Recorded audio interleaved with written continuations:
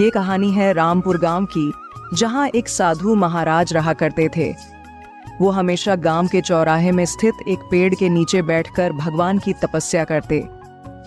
एक दिन रामपुर गांव में बहुत तेज बारिश होने लगी।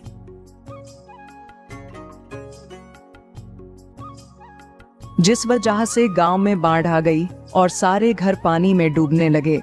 सारे गांववासी अपनी जान बचाने गांव के पास वाले पर्वत पर जाने लगे, जिनमें से एक गांववासी की नजर पेड़ के नीचे साधना कर रहे साधु महाराज पर पड़ी। वो गांववासी सोचने लगा, इतनी कठिन परिस्थिति में भी ये साधु महाराज भगवान की तपस्या कर रहे हैं, इन्हें अपनी जान नहीं बचानी। साधु महाराज, पूरा गांव बाढ़ में पानी से डूब रहा है और आप यहाँ बैठे हो। चलिए मेरे साथ पर्वत पर चलिए।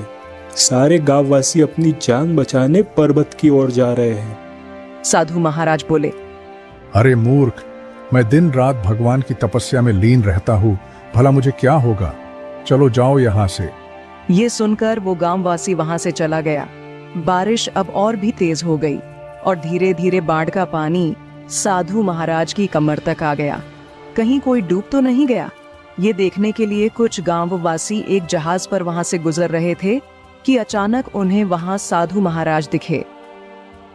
अरे महाराज, पानी आपकी कमर तक आ पहुंचा और आप यहाँ बैठे हो। चलिए हमारे साथ चलिए और अपनी जान बचाइए। साधु महाराज बोले, नादान, भगवान का चहेता हूं मैं, भगवान खुद चलकर आएंगे मुझे बचाने। ये सुनकर वो गांववासी भी वहां से चले गए। कुछ ही देर में पानी साधु महाराज के गले तक आ पहुंचा।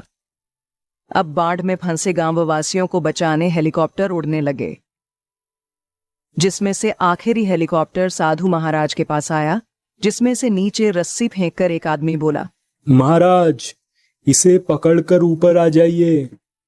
ये आखिरी हेलीकॉप्टर है, इसके बाद आपके पास बचने का कोई रास्ता नहीं है। श्रीमान, आप चले जाइए यहाँ से, भगवान खुद आएंगे मुझे बचाने, मुझे पूरा भरोसा है। ये सुनकर वो आखिरी हेलीकॉप्टर भी वहां से चला गया।